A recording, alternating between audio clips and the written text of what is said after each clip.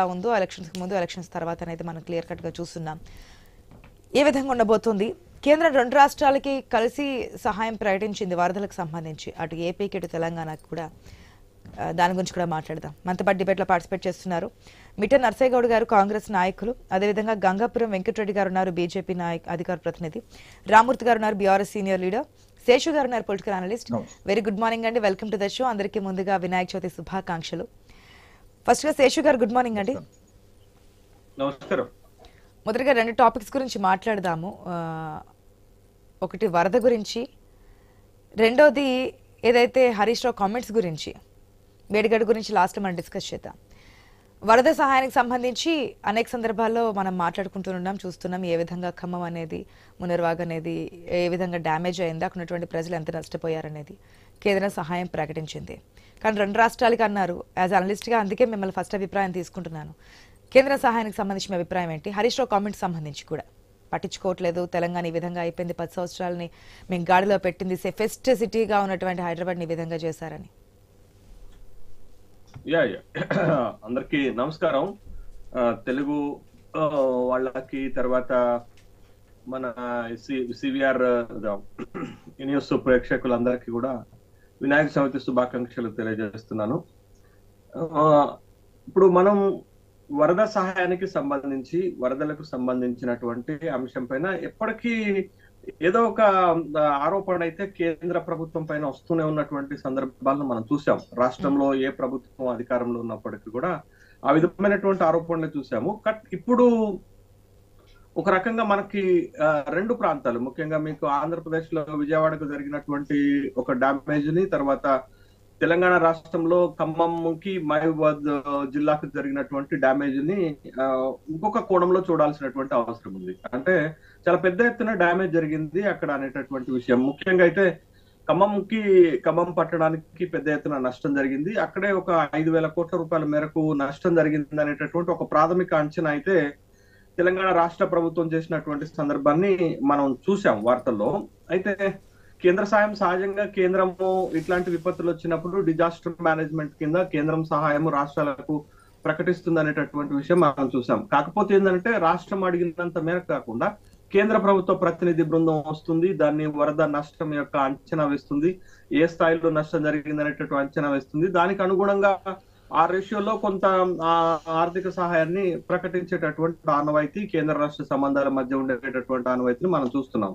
But ఇప్పుడు మనకు 5,000 కోట్ల పైగా ఆర్థిక నష్టం జరిగితే రెండు తెలుగు రాష్ట్రాలకు కలిపి అంటే ఇంకా గవర్నమెంట్ అనౌన్స్ చేయనట్టుగానే మనకు తెలుస్తుంది 3,300 కోట్ల రూపాయలు సహాయం చేస్తామనేటటువంటి ఒక ప్రకటన అయితే ఇంకా ముఖ్యమంత్రుల దాకా చేరలేదని ఆంధ్రప్రదేశ్ ముఖ్యమంత్రి చంద్రబాబు నాయుడు నిన్న చెప్పారు.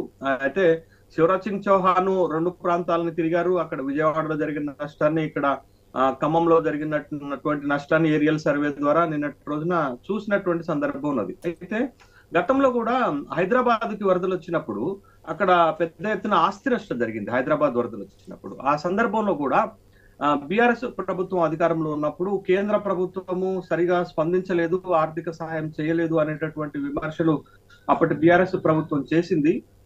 ఆ సందర్భంలో బండి సంజయ్, ఇప్పుడు ఉన్నటువంటి హోంశాఖ సహాయ మంత్రి, మీకు నష్టపరిహారం ఎట్లా చేపిస్తాం, బండికి బండి ఇస్తాము, దానికి ఇస్తాము అనేటటువంటి ఒక ప్రకటన చేసిన సందర్భంలో విమర్శలకు గురైన సందర్భాన్ని మనం చూసాం. కానీ ఆ స్థాయిలో ఆర్థిక సహాయం జరగలేదు. ప్రతి ఇంటికి 10,000 రూపాయలు ఇస్తామని అప్పుడు బీఆర్ఎస్ ప్రభుత్వం కూడా అక్కడ ప్రకటించింది.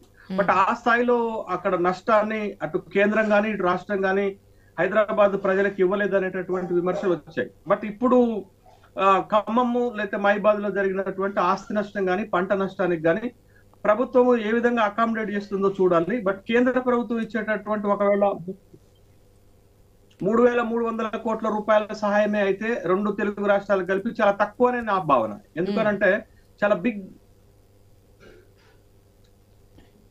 బిగ్ డ్యామేజ్ జరిగింది.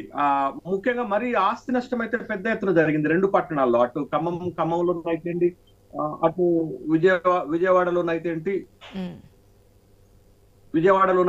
పెద్ద నష్టం జరిగినట్టుగా మనం చూసాం. బట్ ప్రాథమిక అంచనా ప్రకారం కేంద్ర ప్రభుత్వం ప్రకటించాల్సినటువంటి సహాయం తక్కువ అని నాకైతే అనిపిస్తుంది.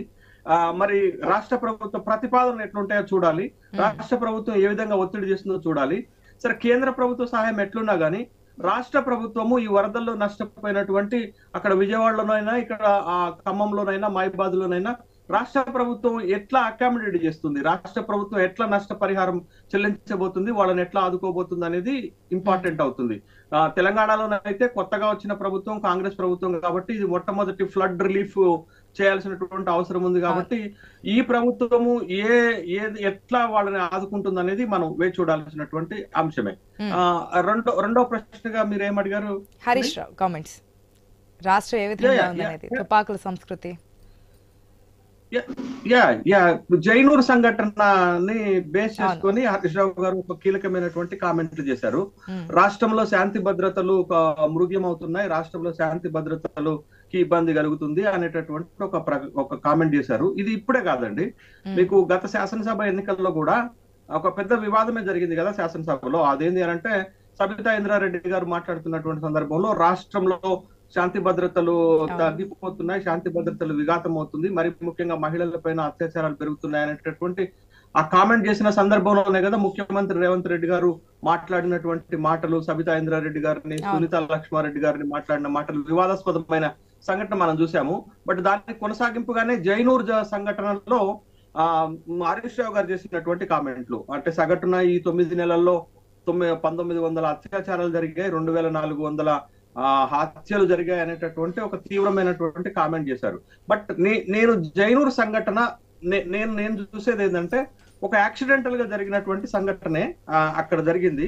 అది 2 మతాలకు 2 కులాలకు పూయాల్సినటువంటి అవసరం లేదనేదే నా భావన. ఎందుకంటే బైంసా పట్టణంలో జరిగే అల్లర్లు మనం చూసాం. తర్వాత గతంలో కూడా టేకు లక్ష్మి ఇదే జిల్లాలో టేకు లక్ష్మి పైన జరిగినటువంటి అత్యాచారాన్ని కూడా మనం చూసాం. బట్ ఈ జైనూర్ లో జరిగినటువంటి ఈ సంఘటన కూడా చూసాం. కానీ నాకు అనిపించింది ఏంటంటే జైనూర్ సంఘటన తర్వాత ప్రభుత్వం స్పందించిన తీరు, అక్కడ అల్లర్లను కట్టడి చేయడానికి ప్రభుత్వము వాడినటువంటి ఇన్స్ట్రుమెంట్స్ ఇస్ గుడ్. కొంతవరకు అయితే మనం ప్రభుత్వాన్ని అప్రిషియేట్ చేయాల్సిందే. ఎందుకంటే అల్లర్లను ఒక్కరోజే ఆపగలిగారు, దాన్ని స్ప్రెడ్ కాకుండా చూశారు. అక్కడ కొద్దిగా ఆస్తి నష్టం జరిగింది కానీ అక్కడ ప్రాణ నష్టం జరగకుండా చూశారు. 2 మతాలకు సంబంధించిన 2 కులాలకు సంబంధించినటువంటి వాళ్ళని పీస్ కమిటీలను పిలిచి మాట్లాడారు, అక్కడ పెద్దలను ఒప్పించగలిగారు, అక్కడ ఉన్నటువంటి సమస్యని కంట్రోల్లోకి తేగలిగారు అనేది నా భావన. కాబట్టి అది ఒక యాక్సిడెంటల్ గా జరిగినటువంటి సంఘటనే. కానీ ఓవరాల్ గా రాష్ట్రంలో జరుగుతున్నటువంటి సంఘటనలకు ఒక బాధ్యత ఏంటి అని అంటే మనం అప్పుడప్పుడు అనుకుంటాం మంత్రి లేకపోతే ఏమవుతుంది, పెట్టకపోతే ఏమవుతుంది అని అనుకుంటాం. కానీ ఒక రెగ్యులేటరీ అనేది అంశం కదా. ఇప్పుడు హోంమంత్రి లేకపోవటం బాధాకరమైన విషయమే, అటు విద్యాశాఖ మంత్రి లేకపోవటం బాధాకరమైన విషయమే.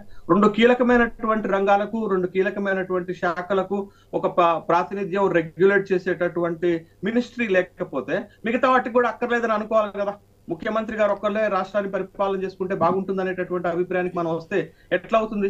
కాబట్టి హోంశాఖ లాంటి ఒక కీలకమైనటువంటి శాఖకు ఈ 9 నెలలుగా మంత్రే లేకపోవటం, అసలు ముఖ్యమంత్రి గారు మానిటర్ చేయొచ్చు, ఎన్నని చేస్తారు, ఎంత బర్డన్ తీసుకుంటారు, ఎంత వర్క్ బర్డన్ తీసుకుంటారు అనేటటువంటి ఒక సమస్య తలెత్తుతుంది కదా. కాబట్టి ప్రభుత్వము ఇట్లాంటి విషయాలను తేలిగ్గా తీసుకోవద్దు, ఇట్లాంటి శాంతి భద్రతలకు సంబంధించినటువంటి అంశాలను తేలిగ్గా తీసుకోవద్దు. కాబట్టి ఆ కోణంలో చూస్తే ప్రభుత్వము ఇంకింత నిర్లక్ష్యానికి గురవుతున్నట్లుగానే చూడాలి. బట్ ఒక ప్రత్యేకమైన సంఘటనలో జైనూర్ సంఘటన జరిగింది, అక్కడ ప్రభుత్వం వ్యవహరించినటువంటి తీరు ఓకే, పెద్దగా విమర్శించాల్సినటువంటి అవసరం అక్కడైతే నాకు కనపడలేదు. కానీ బట్ ఇంత క్రూషియల్ స్టేట్ కి మీరు ఇంకొక పక్క భద్రాచలంలో జరిగినటువంటి ఎన్కౌంటర్, ఇంకొక పక్క అక్కడక్కడ రాష్ట్రాల్లో జరుగుతున్నటువంటి చెదురుమదురు సంఘటనలు, వీటన్నిటిని రెగ్యులర్ గా ప్రతి డే మానిటరింగ్ చేసుకోవటానికి ఒక హోమ్ మినిస్ట్రీ లేకపోవడం అనేది విచారకరమే. ఆ విషయంలో ప్రభుత్వం నిర్లక్ష్యంగా వ్యవహరిస్తుందని నేను భావిస్తున్నాను. ఓకే, డిబేట్ కంటిన్యూ చేద్దాం. దానికంటే ముందు న్యూస్ ఇండియాలో షార్ట్ బ్రేక్ తీసుకుందాం. Stay tuned.